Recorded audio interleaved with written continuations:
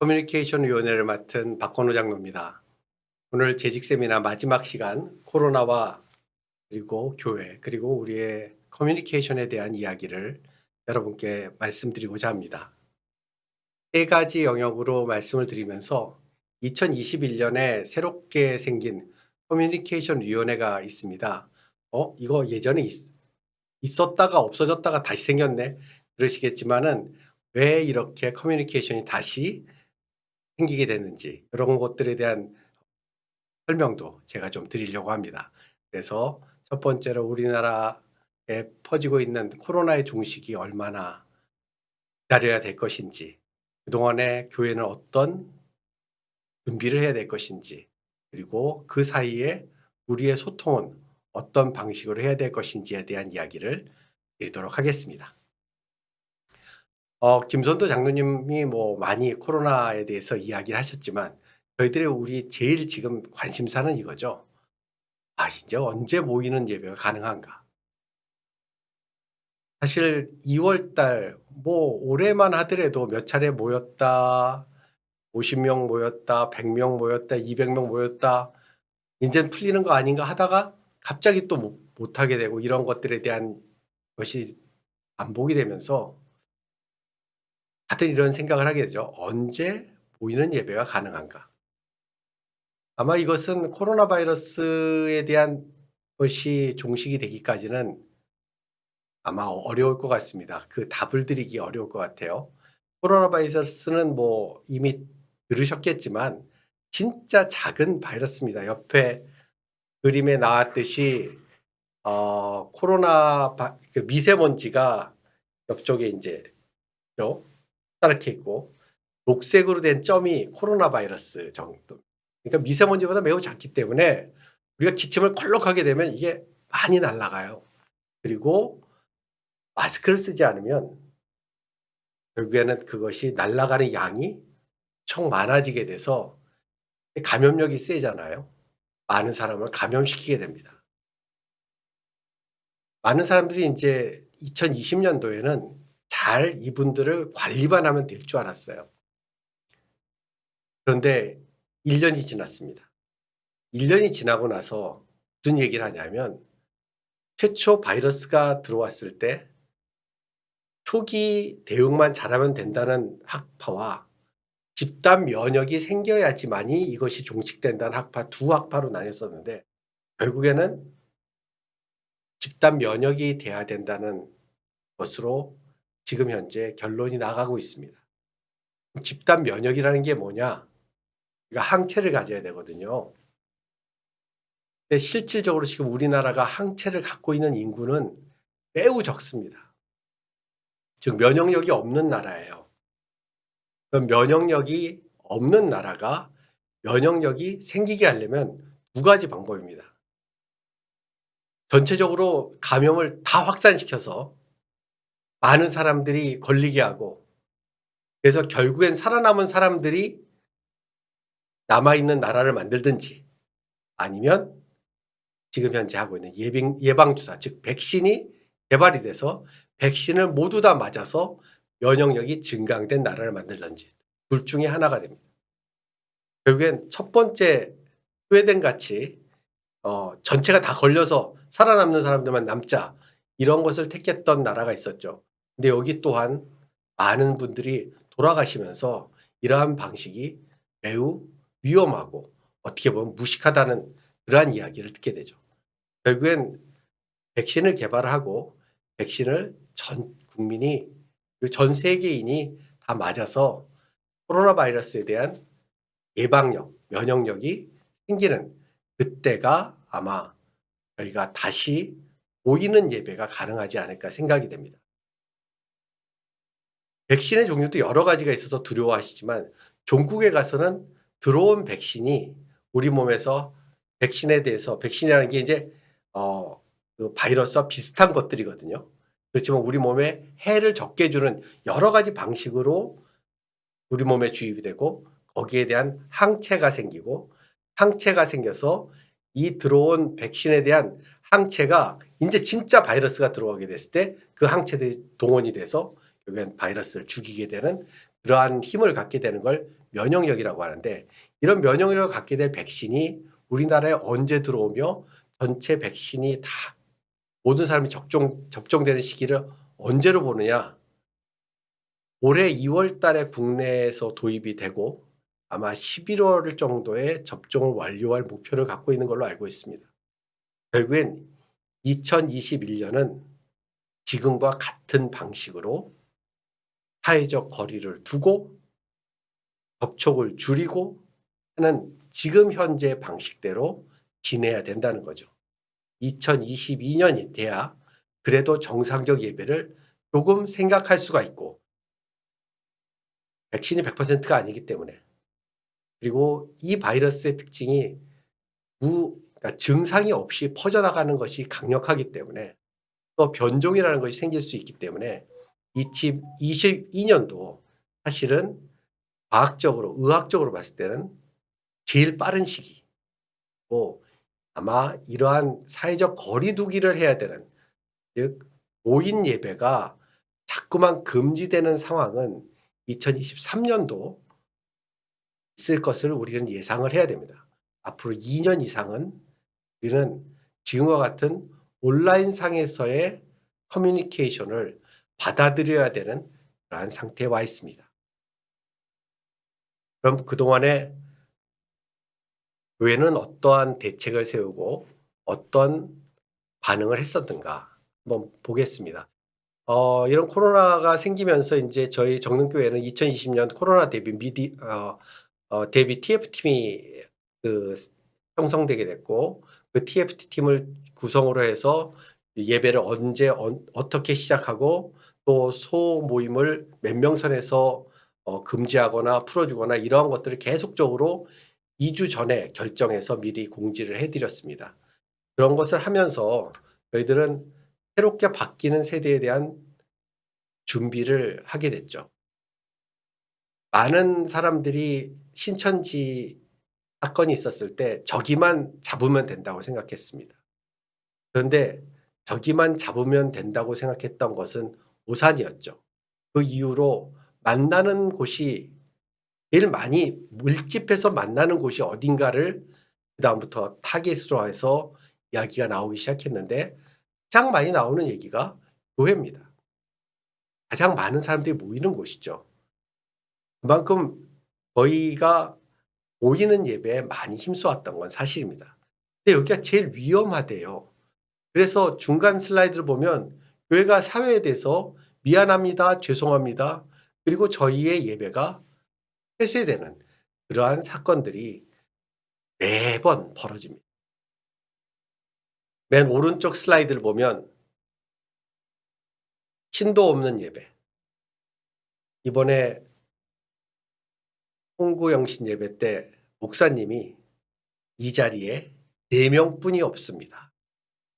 말씀하신 것처럼 예배를 하는데 성도가 없어요. 교회는 있는데 예배하는 사람이 없어요. 그러다 보니 이러한 모습이 생기기도 하고, 또한 바로 아래 사진처럼 너무나도 성도들과 교통하고 싶었던 목사님, 저 뒤에 성도들과 1대1로, 요즘 뭐 TV 나오는 백파던가요? 거기에 나오는 것처럼 각각의 각 가정에 카메라와 교회를 연결을 해서 서로 소통하려고 하는, 그러면서 예배를 보는 그러한 모습도 등장을 하게 됐고요. 또 아예 교회에 예배를 없애버리고 인터넷 가정 예배로 다 펼쳐버린, 즉 예배 없는 교회, 교회 없는 예배의 시대가 오게 된 거죠.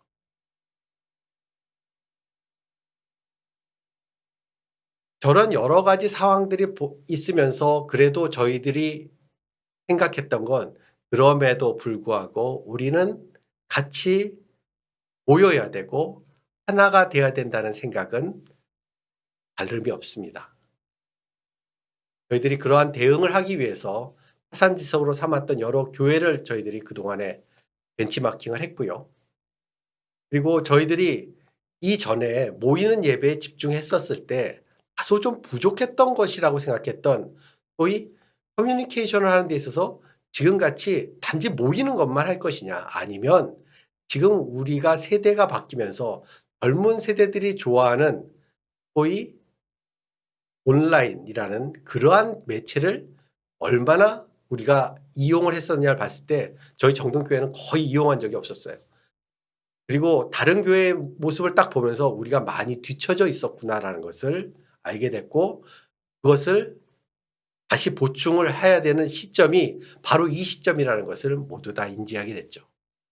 실제로 저희들이 이럴 때 어떻게 해야지 하고서 다른 큰 교회를 봤을 때 이미 다른 교회는 소망교회인 경우 성경 공부나 구역 모임을 줌으로 하고 있었고, 유튜브 채널을 보유하고 있었고, 설교도 너무 오랫동안 하는 것이 젊은 세대나 바쁜 세대에는 별로 그 설교 내용을 머릿속에 넣을 수가 없어서 한 분 정도를 요약한 영상이 이미 방영되고 있었습니다. 온누리 교회도 유튜브 업로드를, 주보 광고를, 이런 걸 다 동영상으로 커뮤니케이션 하고 있었고, 찬양 및 간증 집회도 영상으로 계속 송출하고 있었습니다. 성파 감리교회는 잘 믿고 잘 사는 법이라는 그러한 작은 한 15분에서 20분 정도의 이야기인데, 교리문답 그리고 신학을 연결해서 담임 목사님이 신앙 강좌를 아주 편안하게 하시는 그런 것을 보기도 했고, 가까운 동순교회 같은 경우는 유튜브 동순교회, 온라인 신앙 스쿨, 이런 것들을 여러 곳에서 실제로 우리가 모여서 지하 예배실에서 어디로 모여라, 대대일실에서 모여라, 이러한 장소에 국한을 받지 않고 모이는 모습, 커뮤니케이션 하는 모습을 이미 갖고 있었는데, 저희는 너무 그동안에 오프라인, 즉 보이는 것에만 너무 실제로 얼굴 면대면에만 집중하고 있지 않았는가라는 그러한 자성을 하게 됩니다. 그래서 저희들이 발 바쁘게 움직였습니다. 그래서 저희들한테 필요한 것들 몇 가지를 우리가 스스로 빨리 해결하자. 근로장학생을, 그리고 콘텐츠 담당 직원을 새로 뽑기 시작했습니다. 미디어 TF팀을 만들었고요. 그리고 1단계로 여러 가지 방송 장비를 추가로 구입을 해서 줌이나 유튜브 이런 것을 활성화시키기 시작했습니다. 그것을 하기 위해서 저희들이 없었던 여러 가지 소프트웨어나 편집용 컴퓨터, 편집실, 지금 저희들이 이렇게 방송을 하고 이러한 편집실도 확보를 하게 됐고, 그래서 저희들이 목회 서신이나 광고를 영상으로 제작을 했고, 그리고 온라인 예배를 고도화시키려고 노력을 했고, 요즘은 예전에 봤던 그 예배의 모습하고 조금 이 사진을 영상이 올라가는 각도나 그 질이 많이 올라갔다는 것을 아실 수 있을 거예요. 그리고 저희 목회 서신도 글자로 가는 것이, 문자로 가는 것이 아니라 실제로 목사님의 이야기와 모습을 찍어서 여러분께 보내드리는 그러한 모습으로 많이 바뀌었습니다. 그리고 언택트 찬양대도 저희들이 구성을 해서 이번에 송구영신 예배 때도, 그리고 각종 지금 교육위원회 예배 때도 많이 사용을 하고 있고, 성경 공부도 줌으로 지금 하고 있습니다. 이렇게 이제 온라인에 대한 여러 가지 것들을 대응을 해왔지만 이게 이때만 필요한 것이 아니다라는 것을 알게 됐죠. 저희들은 결국에는 교회라는 모습이 커뮤니케이션을 하기 위해서는 모이는 것도, 또 그리고 이렇게 온라인으로 퍼뜨리는 것도 중요하고, 이러한 것들을 할 수 있는 교회의 어떤 위원회가 다시 필요하겠다. 동국에 가서는 정릉교회도 방송국 체계, 즉 우리 스스로가 선교를 위한, 그리고 구제를 위한, 그리고 친교를 위한 콘텐츠나 뉴스도 제작을 하고, 홍보 영상도 만들고, 교육을 위한 자료도 만들어내는 이러한 정릉교회 방송국까지도 생각할 수 있는 이러한 것을 만들어야 되겠다 해서, 그것을 대비하는 TF팀의 모습은 아니어야 되기 때문에 이제 새로운 위원회가 새롭게 시작을 해야 되겠다라는 말씀이 오고 가게 됐습니다. 이 모습이, 중간 모습이 지금 현재 있는 편집실이고요. 제가 지금 현재 녹화하는 곳입니다. 그리고 그 편집실을 통해서 여러 가지 영상들이 지금 만들어져서 지금 여러분한테 가고 있고, 이러한 것들은 점점 더 고도화시킬 예정입니다. 실제로 그 온라인 예배를 하게 됐을 때 또 여러 가지 변화도 있습니다. 저희들이 지금 현재 하고 있는 이러한 커뮤니케이션 방식에서 온라인이라는 것을 주장하는 이유는 오프라인을 없애겠다는 것이 아니라 두 가지의 서로 좋은 점을 서로 갖추면서 주님의 말씀이 성도들에게 좀 더 명확하고 효과적으로 효율적으로 전달하게 해 주는 그런 커뮤니케이션을 증가시키는 방식으로 이러한 것을 이용하겠다는 것이거든요. 저희들이 온라인 예배를 통해서 헌금의 변화, 참석자의 변화, 이런 것들을 지금 경험하고 있습니다. 그렇지만 이것이 만약에 오프라인 예배로 바꾼다, 즉 모이는 예배로 바뀌었다고 했을 때 실제로 줄어든 헌금이나 줄어든 예배 참석자가 금방 다시 회복될 것인가? 그렇지는 않습니다. 그렇기 때문에 특히나 코로나19에 지금 같이 사는 목회, 그리고 코로나19 종식 이후의 목회 중심은 성도 간의 교제와 공동체성 강화를 가장 중심으로 둬야 된다는 이야기가 모든 분들이 얘기하고 있는 부분이에요. 그래서 이것이 필요하다는 생각하게 됐죠. 즉 커뮤니케이션입니다.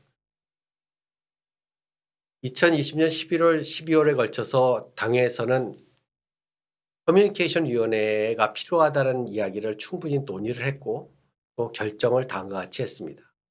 현재 미디어 TF가 코로나에 대응해서 하는 미디어 TF는 2020년에 한시적인 조직이기 때문에 향후 교회 미디어 사역에 대해서 총체적 지원을 하는 기구로서 발전 구성해야 된다는 결정과 함께 12월 달에는 서무위원회의 커뮤니케이션 팀 업무와 그리고 미디어 TF의 업무를 통합해서 커뮤니케이션 위원회로 2021년부터 상시적으로 구성하기로 결정을 했습니다.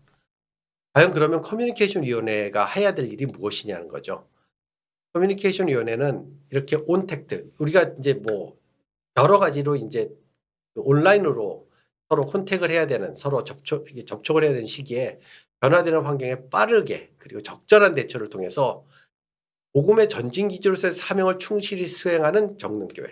즉 전진 기지로서 커뮤니케이션 할 수 있는 방식이 모이지 않으면 깨진다면 교회로서의 능력이 없어지기 때문에 정릉교회는 이 핵심 조직으로서 예배, 친교, 교육, 성교영에서 미디어를 매개로 하는 소통 플랫폼이 구성돼야 되고 이 소통 플랫폼으로서 커뮤니케이션이 위원회가 있어야 된다.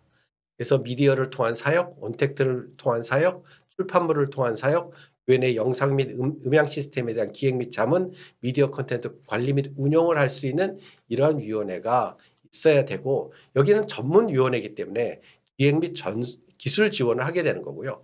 각 위원회에서 이런 것들을 효과적으로 성도들과 교통하고 서로 그 실행을 하는 과정에 있어서 무엇이 필요한가 서로 연락하는 과정에서 미디어나 출판물이나 영상이나 음향이나 이러한 모든 것들에 대한 기술적인 기획과 자문을 하는 그리고 기술 지원을 하는 그런 위원회 모습이 띄어지게 될 것입니다.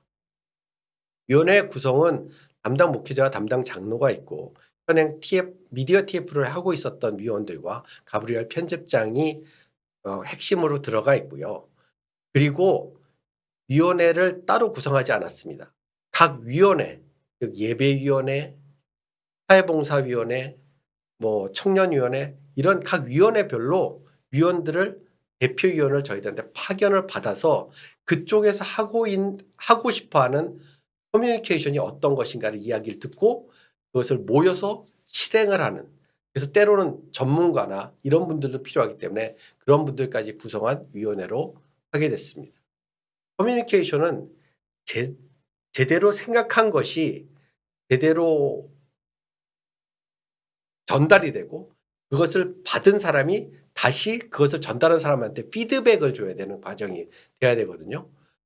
즉 목사님이 설교라는 것을 통해서 주님의 말씀을 잘 전환을 시켜서 예배라는 것을 통해서 우리한테 주어지게 되면 우리는 그 설교 말씀을 해독하고 우리의 삶에 전환을 하고 그 모습이 다시 목회자한테 전달이 되는 이러한 모습이 다 모니터링이 되고 스스로 피드백이 돼야 되는데 과연 이 순환 과정이 저희 교회에 있었는가? 이러한 순환 과정을 제대로 못하고 있다면 그 과정에 필요한 것이 무엇인가를 찾아내서 그 과정을 메꾸는 그러한 역할을 하게 됩니다. 2021년도에는 그럼 뭘 할 것인가? 저희 목표가 교회 표어가 2021년도에는 예수 안에 거하십니까? 아닙니까? 그런데 안타깝게도 저희들이 2021년은 진짜 모이는 예배는 너무 어려운 시점에 있습니다. 그래서 저희 커뮤니케이션 위원회에서는 모이지 않아도 말씀으로 하나 되기는 그러한 것을 어떻게 해서든지 하게 해드리기 위해서 다음과 같은 세 가지 방향성을 갖고 일을 하려고 합니다. 즉 말씀 전달을 명확하게 할 대책을 세운다. 전달 방식을 다양하게 구성을 한다.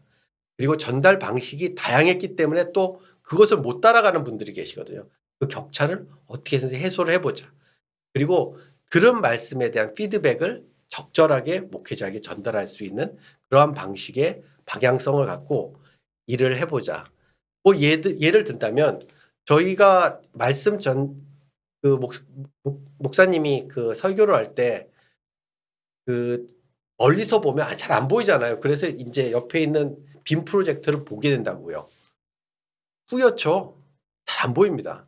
요즘 또 성능까지 다 떨어져서 빨리 바꿔야 되는데 뿌여서 말씀도 뿌옇고 멀리서도 뿌옇고 영상도 뿌연히 메시지가 정확하게 전달이 안 된다는 분이 꽤 많으세요.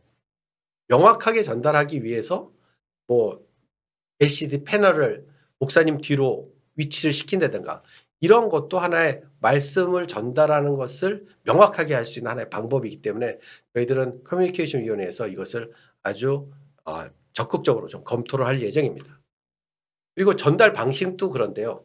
요즘 이제 홈페이지 들어가 보면 너무 작은 글씨로 되어 있고 그리고 무엇을 눌러봐야지 잘 모르겠다는 말씀을 주셔서 이렇게 좀 중앙에 있는 그림처럼 단순화시켰습니다.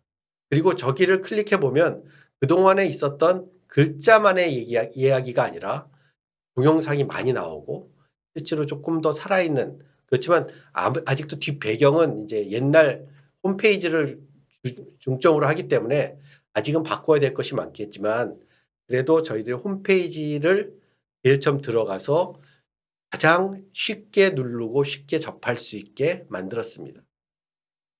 맨 그 좌측에 있는 그림은 지금 현재 커뮤니케이션의 방향이 많이 바뀌었다는 거예요. 잡지나 신문, 라디오를 통한 방식은 점점 이제 우리의 소통 방식에서 멀어져 가고 온라인 동영상이나 모바일 인터넷 메신저 서비스나 이런 것을 많이 이용한다는 거죠. 근데 요는 맨 우측에 있는 그림처럼 20대, 30대, 40대, 50대, 60대에서 이러한 것들을 쓰는 방식이 다 달라요. 그러니 연령간의 디지털 정보 격차가 큰 거죠. 즉 우리가 좋은 이야기를 좋은 뉴스를 들어도 좋은 복음을 들으려도 내가 듣질 못할 수 있다. 이것은 너무 억울한 일이잖아요. 그래서 이렇게 그 온라인을 열심히 하겠다고 얘기하면서도 애들이 잡지나 라디오나 하는 그러한 방식은 최대한으로 60대 이상의 연령층을 중점적으로 하고 즉 연령대에 맞는 커뮤니케이션 수단을 한번 구상을 해보고 전달하고 또 교육하는 그러한 과정을 하고 싶습니다. 피드백도 중요한데요. 실제로 그 목사님도 설교를 하시고 무슨 반응이 있어야지 뭐 이렇게 다음 이야기가 더 이야기될 텐데 성도들이 없어요. 허공에 대고 얘기하는 것 같아서 너무 힘드실 거예요. 저희들도 그렇고요. 주변에 있는 성도들이 같이 나누는 그러한 아멘 하는 소리 듣고 뭐 옆에서 진짜 눈물을 흘리면서 기도하는 모습 보고 그러면서 그것도 은혜를 받잖아요. 그런데 그러한 피드백이 전혀 없는 거예요. 그러니까 이런 피드백이 있게 만들 수 있는 시스템을 좀 구성해야 되겠다. 뭐 아까 얘기한 그 영상 자체에서 각 가정과 커뮤니케이션하는 이러한 방송 형식도 저희들은 할 수 있다고 생각합니다. 그리고 맨 우측에 있는 것처럼 영상을 보시고 댓글을 다는 좋은 댓글을 다는 이러한 것도 하나의 운동으로 만들 수 있지 않을까라는 생각도 하고요. 그리고 중앙에 있듯이 목사님이 아주 짧은 영상을 찍고 그리고 그러한 주시는 짧은 말씀 중에 가족들은 어떠한 생각을 갖고 있는지 실질적으로 그 방송 안에서 커뮤니케이션하는 그러한 방식도 여러 가지 방식도 사실 서로가 커뮤니케이션할 수 있는 방법이기 때문에 이런 피드백에 대한 것도 저희들이 고민을 할 예정입니다. 물론 이것은 하나의 예고요. 결국엔 커뮤니케이션이라는 것은 예배, 선교, 구제 그리고 친교 모든 분야에 필요합니다. 그리고 커뮤니케이션 위원회가 당장에 모든 것을 지금 다 뒤바꾸겠다는 것은 아니고 이러한 것에 대해서 고민하고 여러 가지 기획을 해서 교회가 조금이라도 명확한 메시지가 전달이 되고 다양한 소통 방식을 수용하게 하고 또 그것이 못하다면 교육하고 그리고 양방향 소통을 최대한으로 하게 하는 그러한 커뮤니케이션 위원회가 필요하다고 생각을 했고 그것이 2021년도에 시작을 하게 됩니다. 나는 포도나무요 너희는 가지라. 이 이야기가 저희 커뮤니케이션 위원회한테 너무나 와닿는 얘기예요. 저희들이 이 가지의 모습으로 서로를 교통하겠습니다. 그래서 제대로 열매 맺게 비록 우리가 만나지 못하더라도 여러 가지 방식으로 우리는 가지를 칠 수가 있습니다. 그래서 그 가지치기를 열심히 하려는 커뮤니케이션 위원회를 위해서 기도해 주시기 바랍니다. 네, 감사합니다.